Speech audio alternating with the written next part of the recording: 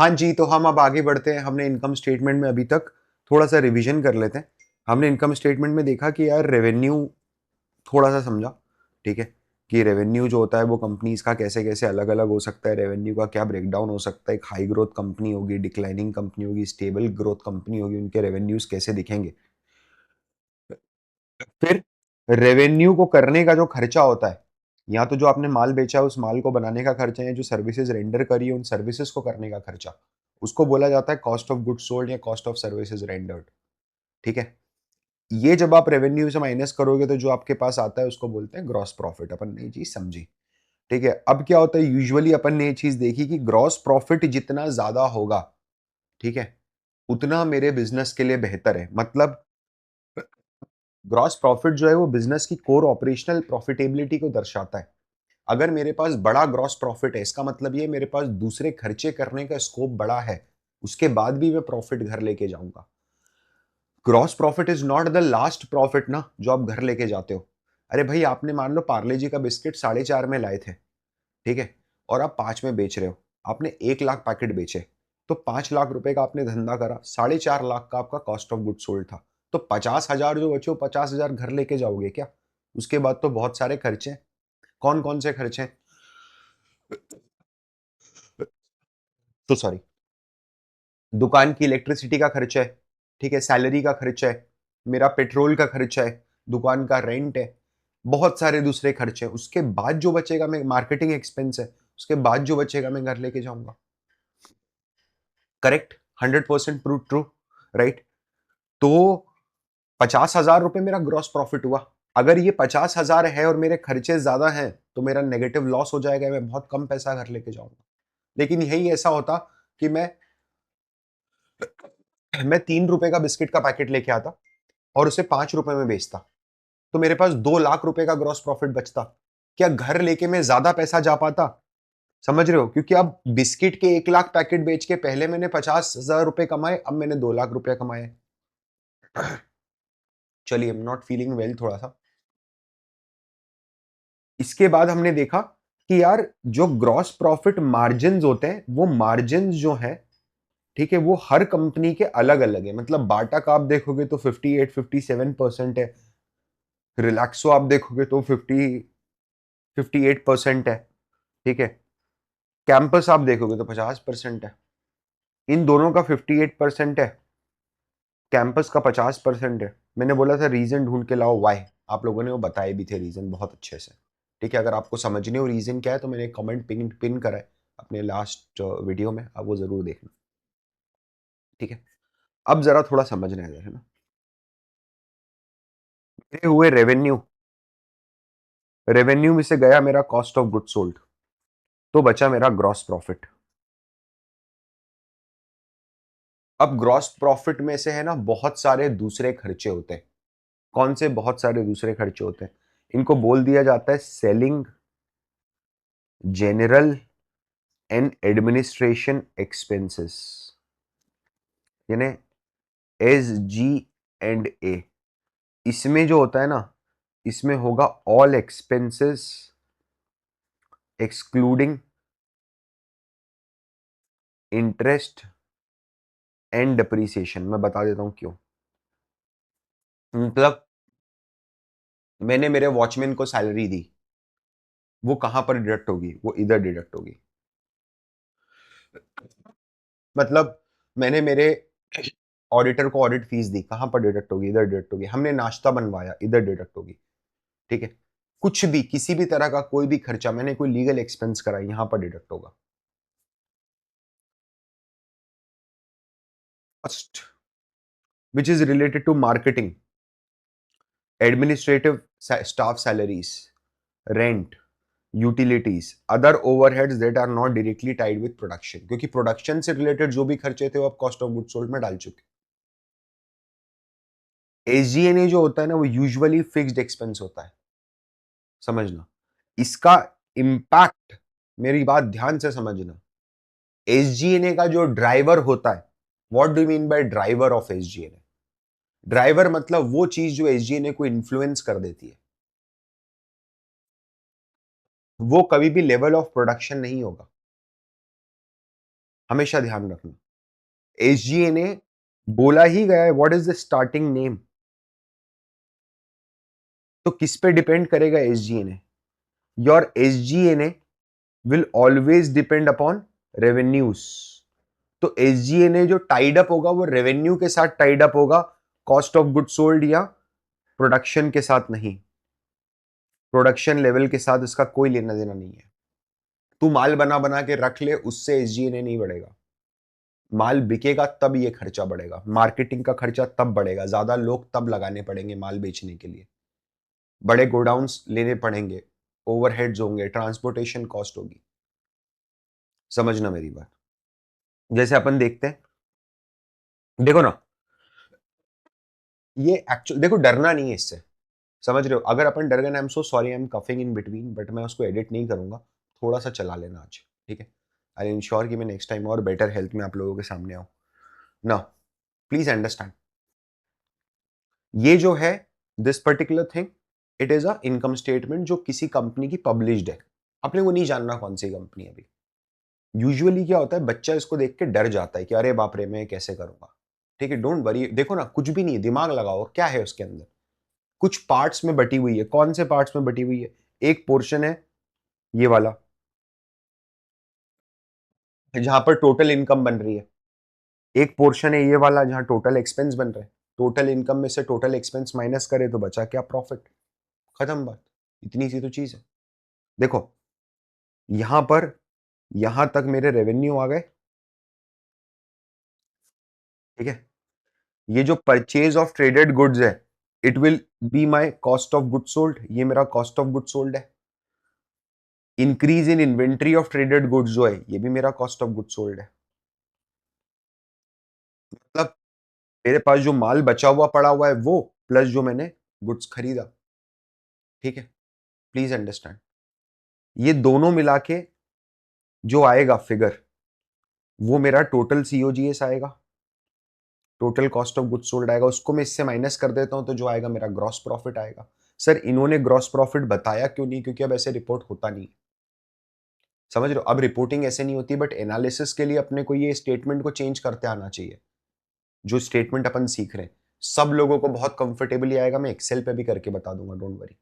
ठीक है, इसके बाद इंप्लॉय बेनिफिट एक्सपेंस, तो सर ये तो SG&A का खर्चा है, दिख रहा है। ठीक है, डेप्रीसिएशन, ये तो इंक्लूड नहीं करना है ना, मैंने बोला है ना, अलग से बोला है, एक्सक्लूडिंग डेप्रीसिएशन एंड इंटरेस्ट। तो ये डेप्रीसिएशन है। फाइनेंस कॉस्ट मतलब इंटरेस्ट कॉस्ट, ये भी इंक्लूड नहीं करना है, बोला हुआ है। तो ये जो है ये SG&A, ये दोनों चीजें SG&A हो गई।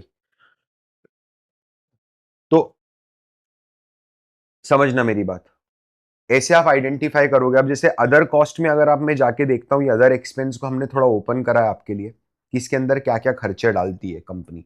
Advertisement expense, freight forwarding charges, sales commission, software, packaging material, legal and professional expense, contract labour, slow moving inventory, traveling and conveyance expense, provision of doubtful debt, rent, repair maintenance, doubtful advance, payment gateway charges। Payment gateway charges ही 14 करोड़ रुपए के, बताओ। Director sitting fees, everything, power, fuel, insurance, printing, corporate social responsibility, communication charges, rate and taxes, सब कुछ, everything is part of other expenses. Nykaa जैसी company में अगर आप देखोगे, ये नायका का है, ठीक है? अब नायका के अंदर थोड़ा अपन देखते हैं ना, हम निकालने की कोशिश करते हैं। तो देखो 4425 तो मेरा रेवेन्यू है, तो इसको अलग लिखते हैं अपन, 4425 is are revenue.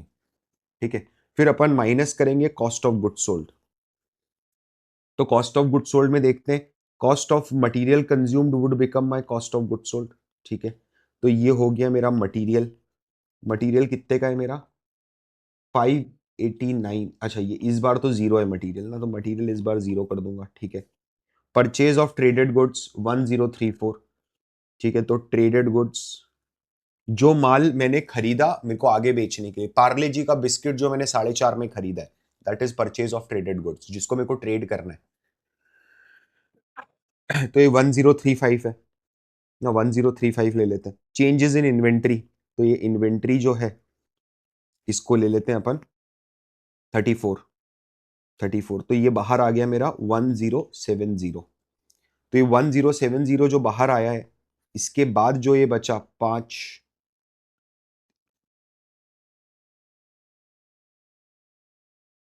3355, that is my gross profit.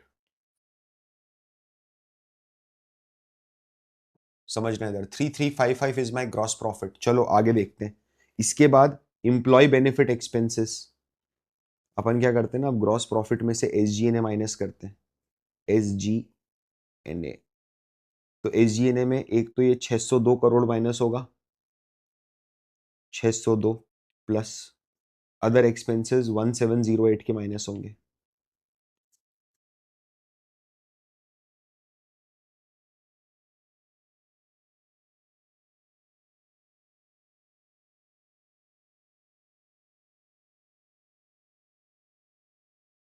One zero four five, ये जो नंबर आता है आपका, समझ रहे हो, ये नंबर कौन सा आएगा पता है? ये नंबर आएगा ये वाला नंबर। यस और नो? कारण क्या, आपने रेवेन्यू माइनस कर लिया, आपने cost of goods sold minus कर लिया, बचा क्या आपका selling general and administration expense, आपने वो माइनस कर लिए। तो जो बचा हुआ अपना 1045 आया है, क्या वो एग्जैक्टली यही नंबर आया है? एग्जैक्टली नहीं, यही नंबर आया है। इसको क्या बोलते हैं प्यार से? इसी नंबर को बोला जाता है EBITDA.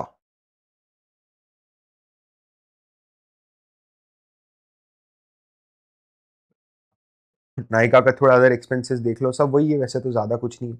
Marketing, beauty adviser, legal, web, commission, freight, outsource, recruitment, travelling, credit loss, communication expense, rate and taxes, security expense, repair maintenance, director sitting fees, डायरेक्टरों को 11 करोड़ रुपए बांटा हुआ है साल का, warehouse charges, bank charges 60-62 lakh रुपए लगे कंपनी को, ब्रांड फीस, है ना, इस तरह की फीस है। ऑडिटर रेम्यूनरेशन, ये ऑडिटर का रेम्यूनरेशन है। समझिए इधर, तो मतलब हमने ये चीज देखी, इसके बाद अब अपना एबिडा आ जाएगा। तो हमने एक चीज ये देखी है और समझिए कि मेरे जो रेवेन्यू है, ठीक है, वो रेवेन्यू, एक बात ध्यान रख लेना बस, ठीक है, ये जो रेवेन्यू है ना आपका, इसके अंदर एक्सक्लूडिंग अदर इनकम है, ये ध्यान रखना आप, जब आप एबिडा निकाल रहे हो तो, है ना। ऑपरेटिंग रेवेन्यू लेना है अपने को, ऑपरेटिंग रेवेन्यू, इसमें से माइनस करा मैंने कॉस्ट ऑफ गुड सोल्ड, तो मेरा आया ग्रॉस प्रॉफिट। इसमें से मैंने माइनस करा एस जी एंड ए, तो आया मेरा एबिडा। बोले सर अब ये नई चिरांद आप कहां से लेके आ गए अदर इनकम की? मैं बता दूंगा क्यों। मतलब ये है कि अगर हमें निकालना है तो this is not EBITDA, 1045 is not EBITDA, क्योंकि इसके अंदर ये अदर इनकम इंक्लूडेड है 1846 की। तो आप इसमें से 1846 माइनस करो तो एबिडा नेगेटिव आ जाएगा कंपनी का, unfortunately. Yes, EBITDA would be, company is EBITDA negative. Nykaa तो बोले सर क्या बात कर रहे हो, company Nykaa EBITDA negative, EBITDA ने कुछ नहीं कर सकते। अदर इनकम एबिडा का पार्ट नहीं होगा कभी भी, बात ध्यान रखना, नेवर। मैं फिर यहां लिख देता हूं एक बार आपको,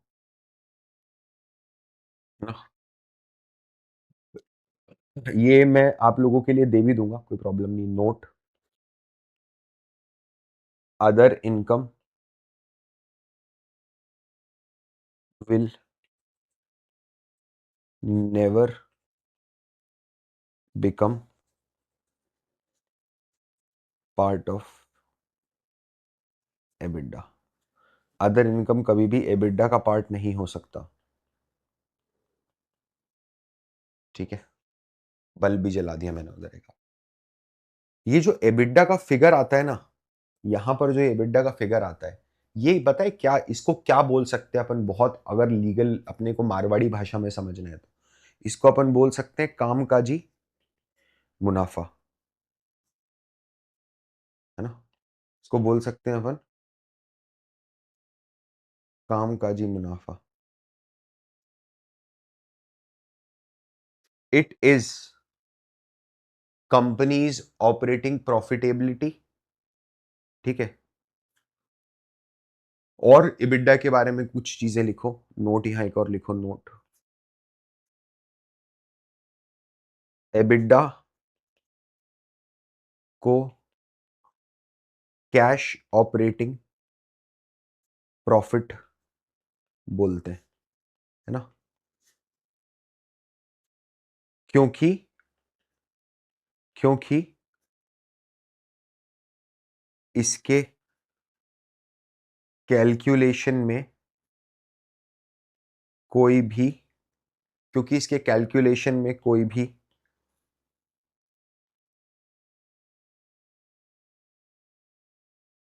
नॉन कैश इनकम और एक्सपेंस या नॉन ऑपरेटिंग इनकम और एक्सपेंस कंसिडर नहीं होता। समझना मेरी बात ध्यान से, होता ही नहीं कंसिडर। तो इसलिए एबिडा को क्या बोला जाता है? एबिडा को प्यार से, बहुत प्यार से बोला जाता है कैश ऑपरेटिंग प्रॉफिट। देखो सिंपल सी बात है, जब मैंने आपको ये बताया कि अदर इनकम को इंक्लूड नहीं करना है ना? मैंने आपको बताया कि जब हम ग्रॉस प्रॉफिट में से एसजीएनए को माइनस करेंगे तो वो एसजीएनए में इंटरेस्ट कॉस्ट इंक्लूड नहीं होगी। इंटरेस्ट कॉस्ट बोल दो, फाइनेंस कॉस्ट बोल दो, एक ही बात है। वो फाइनेंस कॉस्ट इंक्लूड नहीं होगी, ठीक है? तो ये जो अदर इनकम है और ये जो इंटरेस्ट कॉस्ट है, ये दोनों do not include in EBITDA calculation as they are non operating in nature.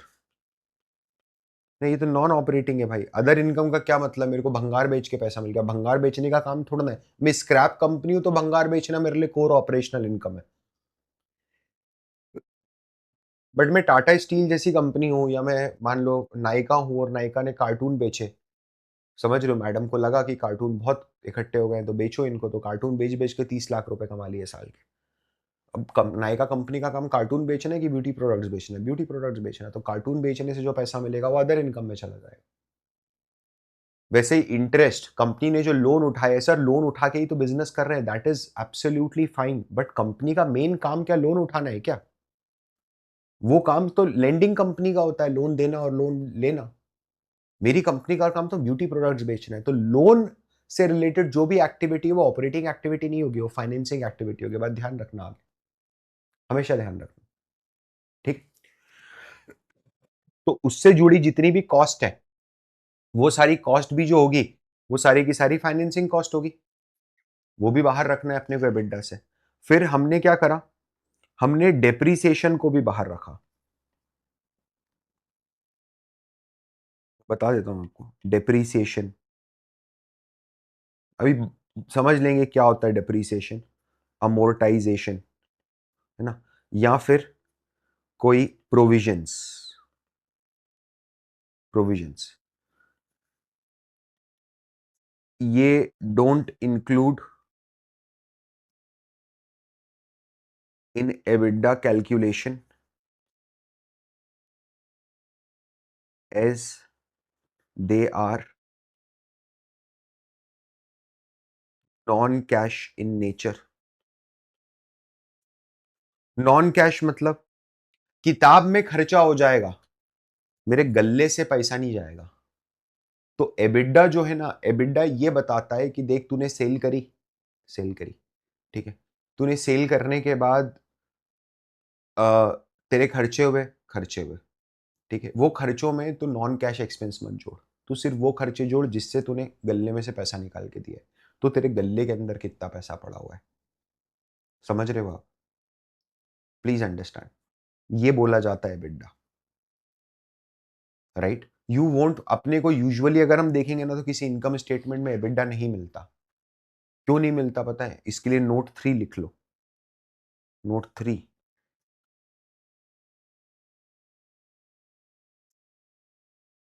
we have to calculate EBITDA most of the time as it is not available in income statements.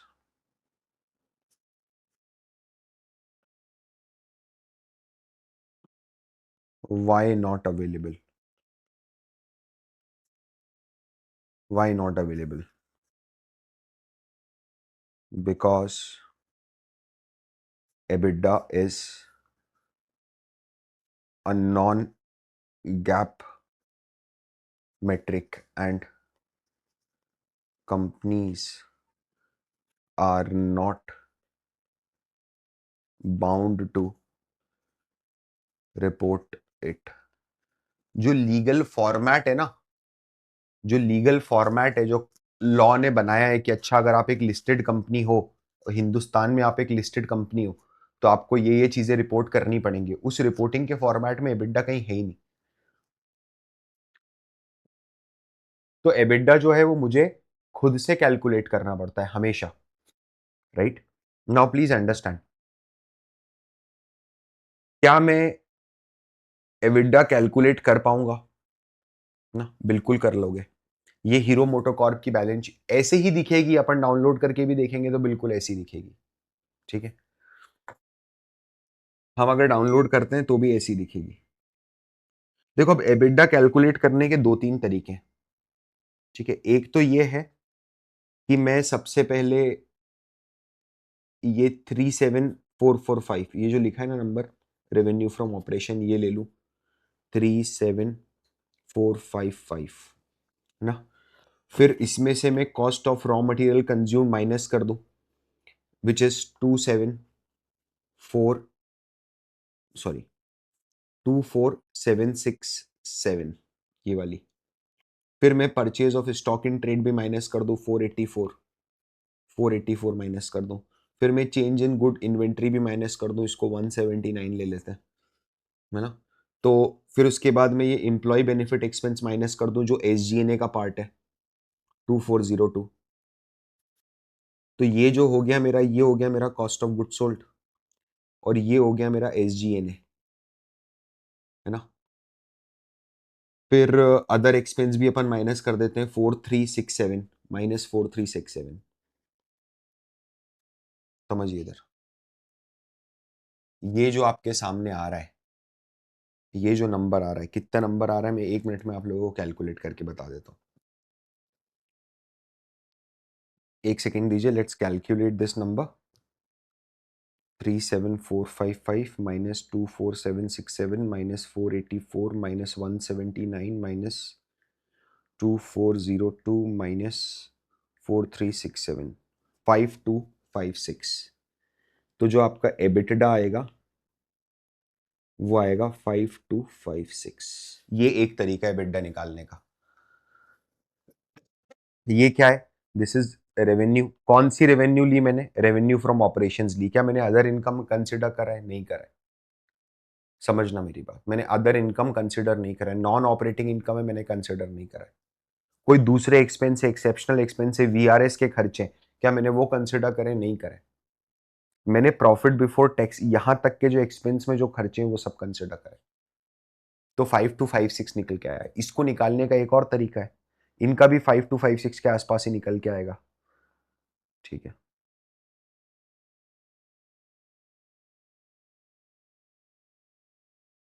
5256 अपनी कुछ गड़बड़ हो रही है।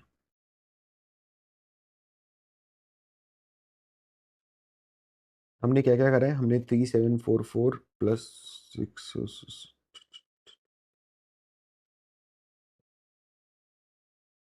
सही है, ये दोनों छोड़ा हुआ है।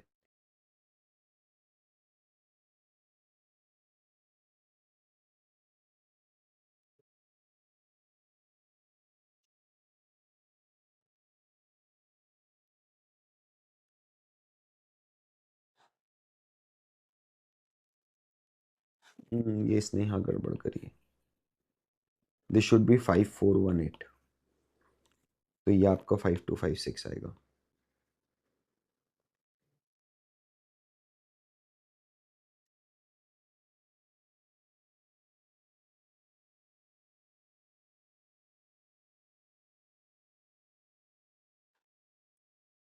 ये मेरे कैलकुलेशन में कुछ मिस्टेक हुई है, let me just do it again. Just एक मिनट दीजिए, विल डू इट अगेन। इसको और अपन करके देख लेंगे, कोई प्रॉब्लम नहीं है। 37455 माइनस 24767 माइनस, अच्छा इसने एक और गलती कर दी ना, इसने other income minus other income. अभी क्लियर हो जाएगा, माइनस करेगा ये 892, तब ये 5256 से आएगा। तो एबिडा निकालने के दो तरीके हैं, sales excluding other income minus cost of good sold, तो ये आया ग्रॉस प्रॉफिट, इसमें से माइनस करा एसजीएनए, तो ये आया एबिडा। ठीक है, एबिडा निकालने का दूसरा भी तरीका है, आप करो सीधे प्रॉफिट बिफोर टैक्स।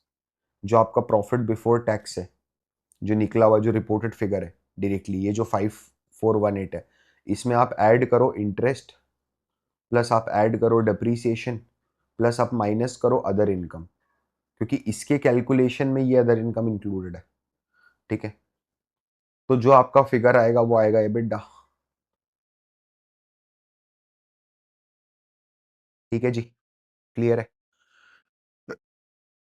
हमें एबिडा क्यों एनालाइज करना चाहिए, सबसे पहले बात ही उठ के आती है कि यार एबिडा क्यों एनालाइज करें, why should be analyse EBITDA. अब देखो सिंपल सी बात है, जैसे अगर मान लो मेरे को डी मार्ट और मुझे रिलायंस रिटेल, ये दो बिजनेस है, इन दो बिजनेस को एनालाइज करना है एक साथ, तो मैंने देखा मार्जिन पे मैं गया, नेट प्रॉफिट मार्जिन पे, नेट प्रॉफिट,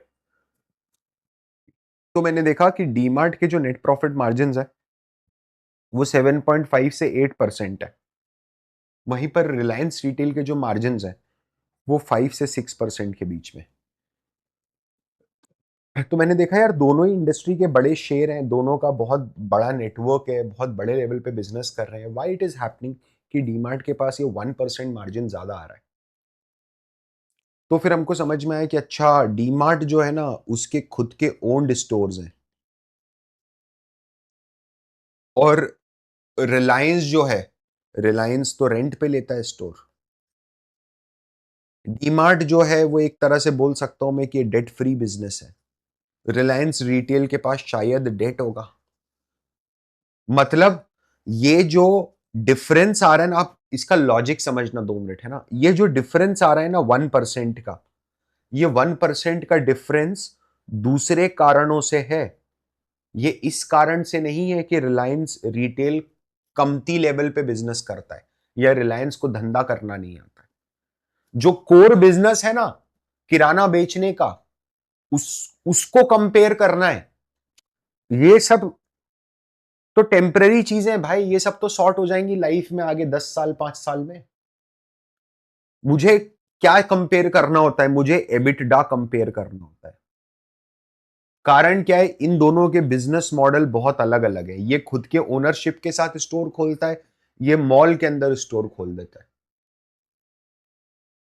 तो यहां पर कोई दूसरा मार्जिन मेरे हेल्प नहीं कर पाएगा except from EBITDA. Y?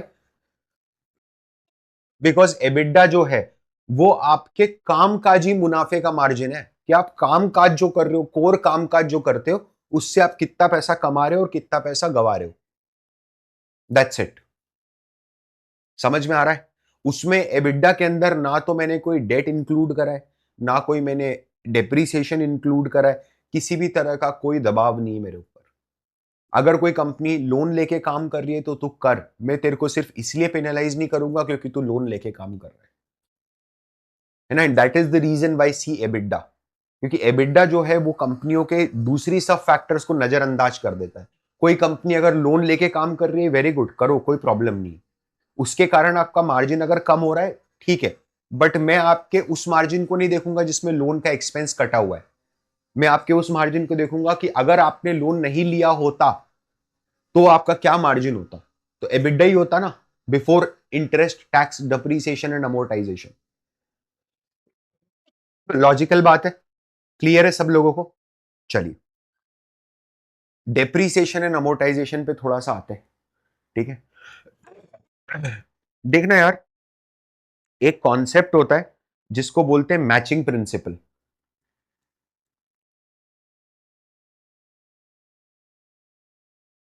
Matching principal क्या बोलता है पता है? मैचिंग प्रिंसिपल बोलता है कि जिस साल का खर्चा उसी साल में बुक करो। मतलब अब ये जो खर्चा है ना, ये खर्चे का क्या मतलब है पता है? इसका मतलब कैश आउटफ्लो से नहीं है। कैश आउटफ्लो इज नॉट खर्चा, दैट इज कैश आउटफ्लो। इसका मतलब यह है consumption. Consumption in production oblique sales. समझना इधर कि आपने उसको कंज्यूम करा है। एक एग्जांपल लेके समझाता हूं। जैसे मान लीजिए एक कंपनी है ना, उस कंपनी ने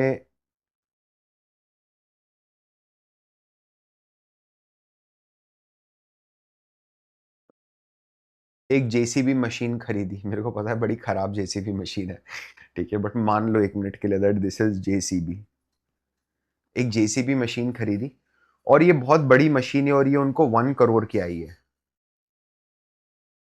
ना। कंपनी को ऐसा लगता है मोटे माटे लेवल पे कि इसकी जो एवरेज लाइफ होती है वो 10 ईयर्स होती है। एक जेसीबी मशीन 10 साल तक अपने काम करती है, अपनी माइंस में काम करती है, उसके बाद खराब हो जाती है। अब देखो हुआ क्या। ईयर जीरो, ईयर जीरो मतलब आज के दिन जब मशीन घुस रही है। ईयर जीरो पे कैश का आउटफ्लो कितना हुआ मेरा? कैश आउटफ्लो हुआ 1 करोड़। लेकिन मेरी एक्सपेंस कितनी बुक हुई? एक्सपेंस बुक हुई जीरो। खर्चा कोई किताब में बुक नहीं करा मैंने। मैं अभी, ये मेरी जेसीबी मशीन है, इसको मैं फैक्ट्री में लेके आया हूं बस। तो आपके पास से कैश चला गया। हाँ, तो कैश चला गया। एक मिनट है ना, इसको बनाना मत।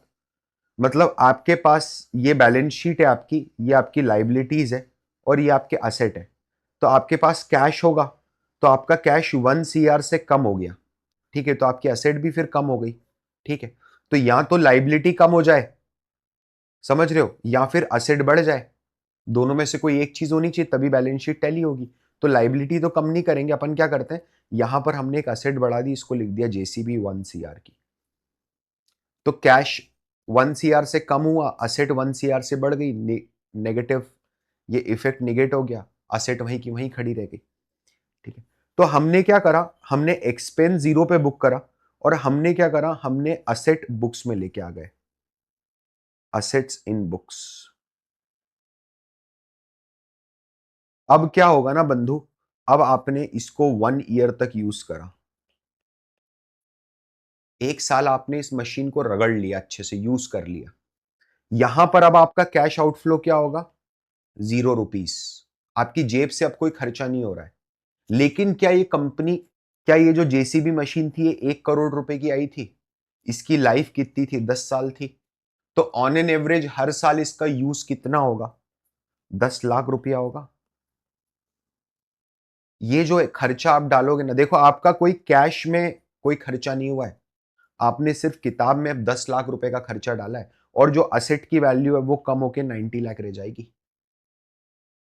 है ना, क्योंकि अब 1 साल पुरानी हो चुकी है ना asset.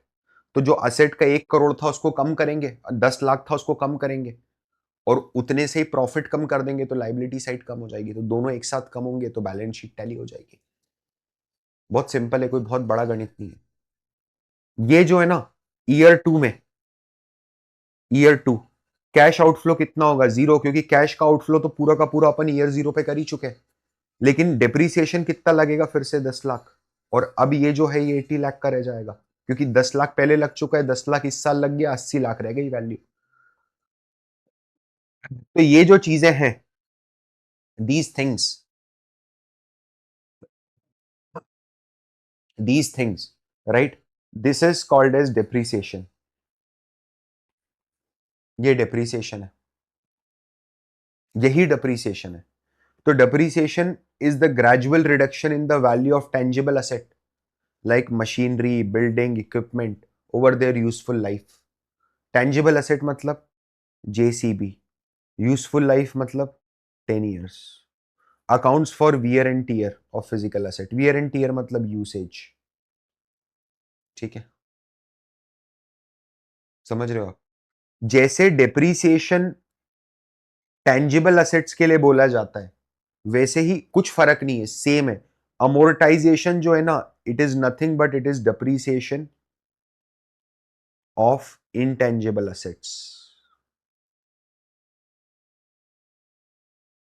What do mean by intangible assets? Intangible assets मतलब जिसको आप देख नहीं सकते, छू नहीं सकते, सिर्फ फील कर सकते हो, राइट? जिसको आप टच नहीं कर सकते, टच एंड फील नहीं कर सकते. Like patent, copyright, design, trademark, software, ये भी तो बनते हैं. पेटेंट बनने में समय लगता है. कोई कंपनी है, फार्मास्यूटिकल कंपनी है, ब्रेक थ्रू रिसर्च कर रही है, 15 साल लग गए, 10 करोड़ रुपए, 20 करोड़ रुपए खर्च हो गए. तो वो जो पेटेंट आया उसकी कॉस्ट तो 20 करोड़ रुपए मानूंगा ना, जितना लग गया उसको बनाने में, है ना? तो 20 करोड़ रुपए अगर पेटेंट की लाइफ 100 साल की है, तो 20 करोड़ रुपए में हर साल 20-20 लाख रुपए कम होते जाएंगे. डेप्रीसिएशन है, उस डेप्रीसिएशन को अमोर्टाइजेशन बोलते हैं. इतनी सी बात है बस, कोई ज्यादा नहीं है. आप देखो, कंपनीज होती हैं, जैसे यहां पर अगर आप देखोगे तो हमने आदित्य बिरला फैशन लिमिटेड ली है. ठीक है, असाइनमेंट है, पता करना ऐसा क्यों हो रहा है. Your job assignment, assignment is to find why it is happening. Aditya Birla fashion limited में डिप्रीसिएशन अगर आप 2019 में देखोगे तो 282 का था. वहां से बढ़ के आज जो डिप्रीसिएशन है वो 1796 रुपए, क्लोज टू 1800 रुपीज का लग रहा है. कंपनी ने ऐसा क्या कर दिया कि 282 रुपए का जो डिप्रीसिएशन है वो क्लोज टू 6x हो गया, 6 गुना बढ़ गया. देखो ना, कंपनी के असेट भी बढ़े हैं क्या. पहले 2500 करोड़ के असेट थे जब 250 करोड़ का डिप्रीसिएशन लगता था. आज कंपनी के असेट 12,500 करोड़ रुपए के हैं जब 1800 करोड़ का डिप्रीसिएशन लग रहा है. You need to understand the reason why. आपको ये समझना पड़ेगा कि ऐसा क्यों हो रहा है. दूसरी चीज ये भी आपको समझना है, एक है जहां पर असेट्स बढ़ रहे हैं, दूसरा है जहां पर डिप्रीसिएशन कम हो रहा है तो असेट भी कम हो रहे हैं. देखो आप, 2013 में स्पाइस जेट एयरलाइंस को 84 करोड़ का डिप्रीसिएशन लगता था. ठीक है, फिर ये बढ़ते बढ़ते बढ़ते बढ़ते इसने पीक बनाया 1734 करोड़ का मार्च 2020 में. बहुत बढ़िया बात है, बिजनेस ग्रो करा. लेकिन मार्च के बाद अब हालत देखो क्या हो गया है, फिर से 700. मतलब ये है ना कि अगर डेप्रीसिएशन का अमाउंट कम हो रहा है तो मेरे असेट्स खत्म होते जा रहे हैं, असेट्स अब पुराने होते जा रहे हैं, है ना? कम असेट्स पे, क्योंकि डेप्रीसिएशन लग चुके हैं पूरी पूरी असेट पे, उनकी यूजफुल लाइफ खत्म हो गई है. लेट्स सी क्या 2020, देखो यहाँ 1700 करोड़ रुपए की टोटल असेट थी, वो 2020 में पीक करके 8600 करोड़ रुपए की हुई. लेकिन क्या वो वापस कम हो गए 2500 करोड़ रुपए? असेट कम हो रही है, क्या बैलेंस शीट का साइज भी श्रिंक हो रहा होगा क्या? बिल्कुल हो रहा है. देखो, जो पहले 13,000 करोड़ की बैलेंस शीट थी, अब वो कम होके 9,000 करोड़ रुपए की रह गई है. समझ रहे हो आप? जो 13,000 करोड़ की बैलेंस शीट थी, वो कम होके 9,000 करोड़ की रह गई है. तो इससे मुझे ये चीज समझ में आती है कि अगर मेरा डिप्रिसिएशन बेस श्रिंक हो रहा है, मेरे फिक्स्ड एसेट्स बढ़ रहे हैं, कम हो रहे हैं, तो बिजनेस ग्रो कर रहा है या बिजनेस डिप्रिशिएट कर रहा है. अगर फिक्स्ड एसेट्स कंटिन्यूअसली श्रिंक हो रहे हैं तो it is a need of our की कंपनी या तो केपेक्स करे, या फिर अपने को समझना पड़ेगा कि कंपनी ने कहीं बिजनेस मॉडल में, बिजनेस स्ट्रक्चर में, काम करने के तरीके में तो कोई बड़ा चेंज नहीं कर दिया है. समझ में आ रही है बात सब लोगों को बहुत अच्छे से? ठीक है ना. ऑपरेटिंग इनकम, ऑपरेटिंग इनकम मतलब इबिट, ईबीआईटी. ये अपने को क्या बताता है पता है? मैं फिर से बता देता हूं एक बार, मेरे को कोई परहेज नहीं है इसमें. सेल्स ऑपरेटिंग वाली है ना, minus cost of good sold, तो ये हो गया आपका ग्रॉस प्रॉफिट. इसमें से गया अपना एस जी एंड, तो अपना हो गया एबिटडा. एबिटडा में से गया अपना डेप्रीसिएशन, तो ये आया अपना इबिट. समझना इधर, एबिटडा जो है, एबिटडा को बोला जाता है कैश ऑपरेटिंग प्रॉफिट. कारण क्या है, इसके अंदर कोई भी नॉन कैश खर्चे इंक्लूड नहीं करें, और इबिट में से चूंकि अपन ने नॉन कैश एक्सपेंस एक्सक्लूड करा है, डेप्रीसिएशन को हटाया है, तो इबिट को बोला जाता है ऑपरेटिंग प्रॉफिट। जब भी आप सुनते हो ना इबिट, ऑपरेटिंग प्रॉफिट, तो दैट इज इबिट। और इबिट में से अगर टैक्स, सिर्फ टैक्स माइनस कर दूंगा तो बन जाता है net operating profit after tax, no PAT, है ना। इबिट में से सिर्फ टैक्स का अमाउंट माइनस कर दूंगा तो जो फिगर आता है वो बनता है नो पैट। क्या होता है,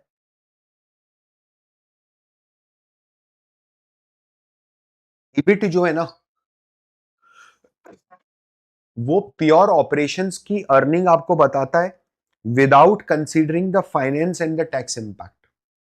जैसे अगर आप देखोगे तो कोई भी कैपिटल इंटेंसिव इंडस्ट्री है, कोई इंफ्रास्ट्रक्चर कंपनी है, भाई उसके अंदर डिप्रीसिएशन बहुत ज्यादा आएगा, है ना, तो उसके एबिडा मार्जिन और इबिट मार्जिन के बीच में डिफरेंस बहुत ज्यादा रहेगा।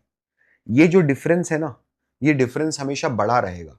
अगर एबिडा उसका 10, 11, 12% है तो इबिट उसका 4, 5, 6% रहेगा। वाई? क्योंकि बीच में बड़ा अमाउंट डिप्रिसिएशन खा जाएगा। क्यों खा जाएगा? क्योंकि ज्यादा बड़ी मशीनरीज लगी है, कैपिटल इंटेंसिव बिजनेस है।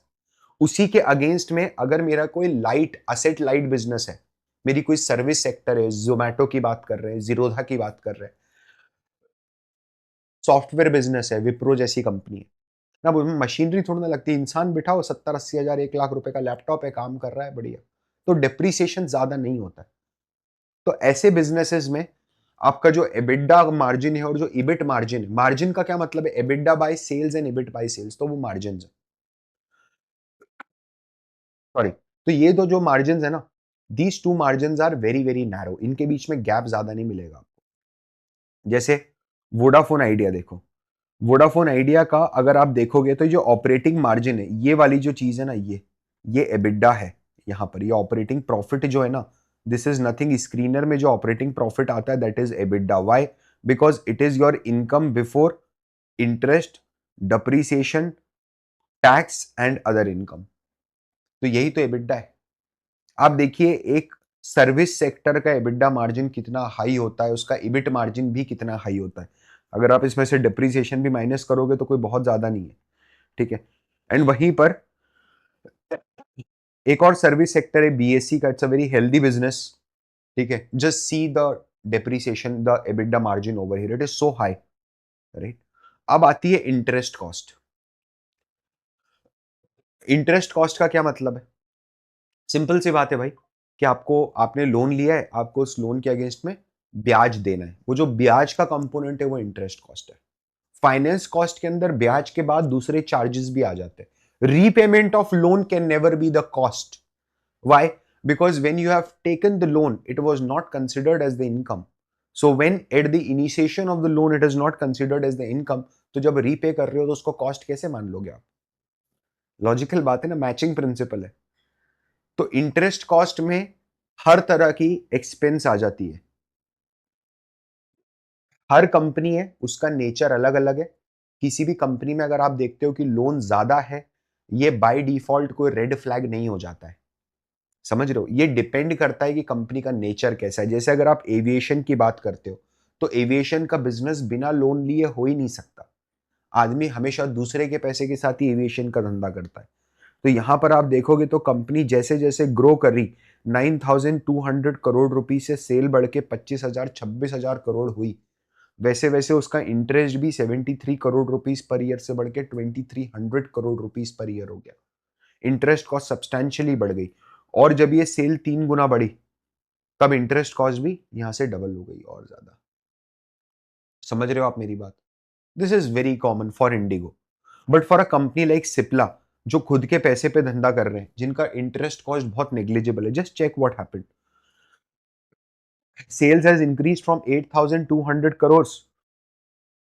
टू 28,000 करोड़, 26,500 करोड़। 3 गुना सेल बढ़ी है। और इंटरेस्ट कॉस्ट 34 से सिर्फ 81 हुआ है। नेग्लिजिबल है ना ये यार, ये तो बहुत छोटा सा इंटरेस्ट है। 26,000 करोड़ की अगर मैं सेल कर रहा हूं, तेरी जेब में 26,500 रुपए रखे, तेरी जेब में से तेरे को किसी को निकाल के 80 रुपया देना है, क्या वो तेरे लिए बर्डन है कि अरे 80 रुपए मैं कैसे दूंगा? जब तक इंटरेस्ट मेरे दिमाग पे बर्डन नहीं है तब तक वो इंटरेस्ट बेहतरीन है, परफेक्ट है। मुझे आता है अगर दूसरे के पैसे पे धंधा करना, तो उससे अच्छी कोई स्किल सेट नहीं है मेरे भाई। समझ रहे हो आप? तो क्या निकल के आता है जब मैं इंटरेस्ट माइनस करता हूं? तो इबिट में से मैं इंटरेस्ट माइनस करूंगा तो पीबीटी निकल के आता है, प्रॉफिट बिफोर टैक्स। समझ लो, इन्होंने हल्की सी और एक मिस्टेक करी है, मैं बता देता हूं आपको। अब मैं है ना फाइनली पूरा लिख के बता रहा हूं आपको, एक बार में पूरी इनकम स्टेटमेंट अपन लिखते हैं, है ना, एक लास्ट टाइम। तो ये होता है सेल्स, सिर्फ ऑपरेटिंग सेल्स है ना, ऑपरेटिंग इनकम यहां पर। इसमें से मैंने माइनस करा कॉस्ट ऑफ गुड्स सोल्ड, तो मेरा आया ग्रॉस प्रॉफिट। इसमें से मैंने माइनस करा एस जी एंड ए, तो मेरा आया एबिडा। एबिडा में से माइनस करा मैंने इंटरेस्ट, तो आया मेरा इबिट। सॉरी, एबिडा में से माइनस करा मैंने डिप्रीसिएशन, तो आया मेरा इबिट। डिप्रीसिएशन एंड अमोर्टाइजेशन वही एक ही बात है। इबिट में से मैंने माइनस करा मेरा इंटरेस्ट, तो आया मेरा ईबीटी, अर्निंग बिफोर टैक्स। अब ये जो ईबीटी आया है ना यहां से, ये जो ईबीटी आया कैरी फॉरवर्ड, इसमें मैं ऐड करूंगा अदर इनकम। अदर इनकम अभी तक ऐड नहीं हुई ना, टैक्स तो अदर इनकम पे भी लगेगा। तो आएगा फिर मेरा प्रॉफिट बिफोर टैक्स, पीबीटी। और इसके ऊपर मेरा जाएगा टैक्स का अमाउंट। तो जो मेरा आएगा वो आएगा नेट प्रॉफिट या profit after tax, what ever use से, जो आपको प्यार से बोलना है बोल दो। ठीक है, net profit, profit after tax, ये जो होता है ये मालिकों का पैसा है। मालिक चाहे तो इसको घर लेके जा सकता है। समझ रहे हो आप? हमें ये चेक करना है कि कंपनी का जो पैट है वो कंसिस्टेंट है कि नहीं, और जितनी तेजी से रेवेन्यू बढ़ रहा है, क्या पैट भी उतनी तेजी से भाग रहा है? जैसे मैं यहाँ देखूंगा, तो ये कंपनी है बीएलएस इंटरनेशनल। ठीक है, मार्च 2015 में इसकी सेल्स थी 450 करोड़, इसका प्रॉफिट था 25 करोड़, 20% का प्रॉफिट कमाया कंपनी ने। बढ़ के सेल हो गई क्लोज टू 1700 करोड़, प्रॉफिट भी बढ़ के हो गया 326 करोड़। ऑलमोस्ट ऑलमोस्ट वही रेंज चल रही है, ऑलमोस्ट ऑलमोस्ट वही 20% का प्रॉफिट है। It is very good, consistent profit है। डिश टीवी देखो, पहले जब 2100 करोड़ का प्रॉफिट था तब -66 करोड़ की नेट प्रॉफिट था, जब 2100 करोड़ की सेल थी। तो फिर एक पॉइंट आया, सेल बढ़ के 2600 करोड़ हो गई, तो प्रॉफिट, लॉस भी प्रॉफिट में कन्वर्ट हुआ 3 करोड़ का। फिर सेल जब डबल हुई तो प्रॉफिट और डीप लॉस हो गए। यहां पर आप देख रहे हो, there is no consistency. It is now a loss making business for a long period of time. We don't want such businesses. There is no consistency in earning money, in providing reward, creating value to the shareholders. What is the point in understanding or analyzing such businesses, right? This is not a recommendation. I'm not giving you any kind of recommendation over here. It is absolutely fine. अब क्या होता है, net profit जो है ना, जो मालिकों का पैसा है, इसको अगर मैं डिवाइड कर देता हूं कि मेरे मालिक कितने, मेरे शेयर्स कितने हैं, तो हर शेयर पे जो अर्निंग होती है वो निकल के आ जाती है। उसी को ईपीएस बोलते हैं, अर्निंग पर शेयर। समझ रहे हो? इसी को ईपीएस बोलते हैं, दैट्स इट। तो ये जो आपका पैट है, ये जो नेट प्रॉफिट है, इसको डिवाइड करो नंबर ऑफ शेयर्स के साथ। ठीक है, तो जो आपका आएगा वो आएगा EPS, earning per share. That is your EPS, earning per share. Right, correct, समझ में आ रहा है सब लोगों को? Now please understand. देखना यार, अपने को मोटे माटे लेवल पे क्या क्या चीजें चेक करनी है, एंड आई वांट कि आप कोई एक कंपनी पिक करो और उसके ऊपर ये सब चीजें चेक करो। देखो कंपनी के अंदर क्या रेवेन्यू बढ़ रहा है क्या? Is the revenue is growing consistently? अगर बढ़ रहा है तो आपको ये समझना पड़ेगा कि वो रेवेन्यू के पीछे रीजन क्या है, रेवेन्यू की क्यों बढ़ रहा है। क्या रेवेन्यू प्राइस बढ़ाने के कारण बढ़ रहा है, या रेवेन्यू वॉल्यूम के कारण बढ़ रहा है? कोई भी बिजनेस, कोई भी होटल इंडस्ट्री देख लो, ठीक है, वहां समझो क्या क्या हो रहा है। कोई भी फार्मास्यूटिकल कंपनी देख लो। सर कहां से देखूंगा, मेरे को कहां मिलेगा? आपको मिलेंगे कॉन कॉल्स में, 3 या 4 कॉन कॉल्स तो पढ़ने पड़ेंगे पुराने। सर क्या पूरे पूरे पढ़ने पड़ेंगे? मत पढ़ो, आपकी मर्जी। ठीक है, जैसे डीमार्ट को देखो आप, डीमार्ट की सेल्स ग्रो हुई है, ठीक है। अपने को ये समझना है कि डीमार्ट की सेल्स ग्रो होने का क्या रीजन है।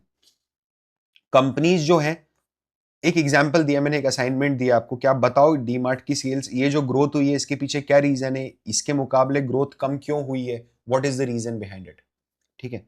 एक कंपनी जो है ना, उसकी सेल्स की ग्रोथ दो कारणों से हो सकती है, या तो उसने प्राइस बढ़ा दी है।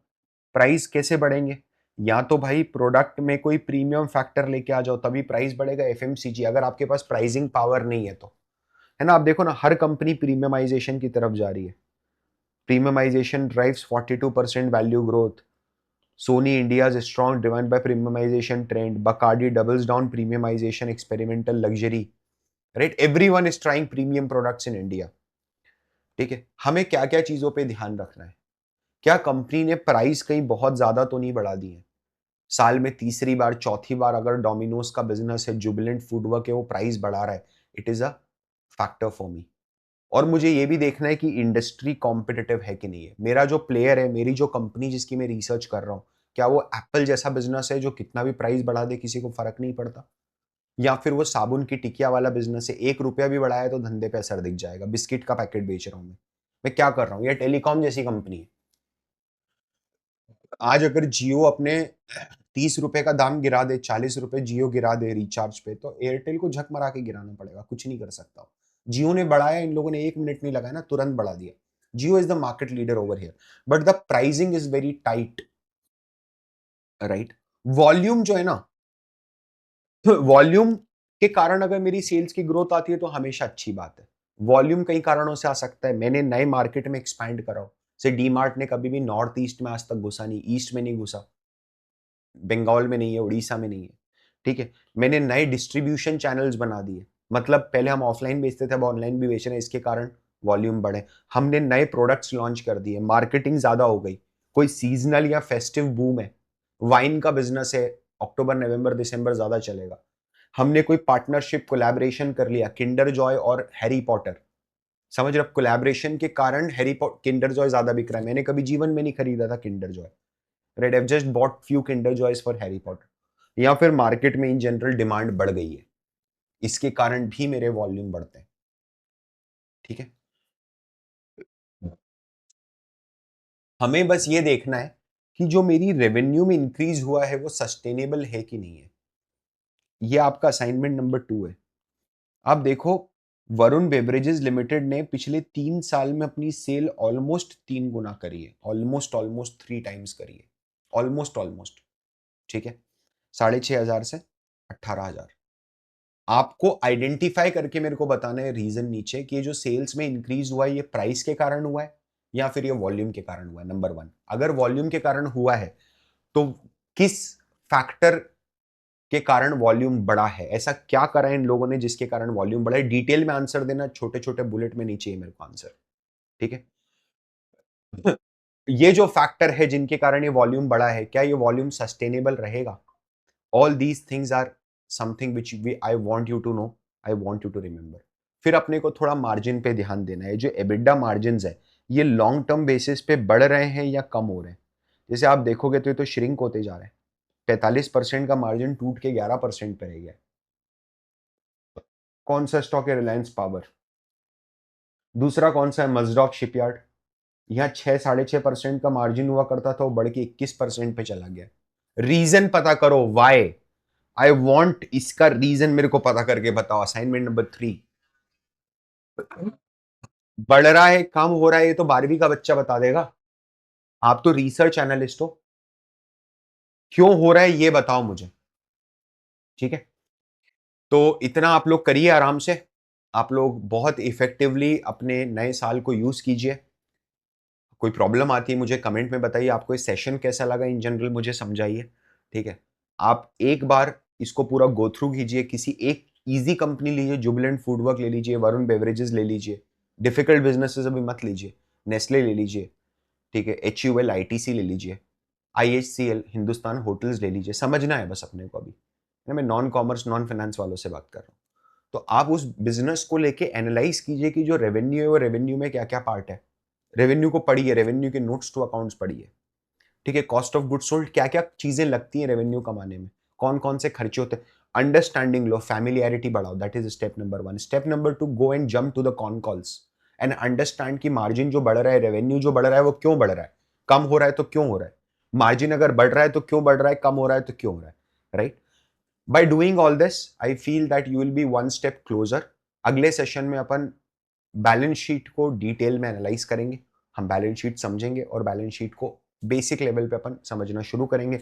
अगर आप लोगों को ये सेशंस वाकई में बहुत अच्छे लग रहे हैं तो प्लीज़ मुझे लिख के बताओ, मैं पूरी मेहनत और ईमानदारी के साथ आप लोगों के लिए यहाँ पर काम कर रहा हूँ। Thank you so much. मैं आपसे मिलता हूँ अगले सेशन में। This is Parth Verma signing of.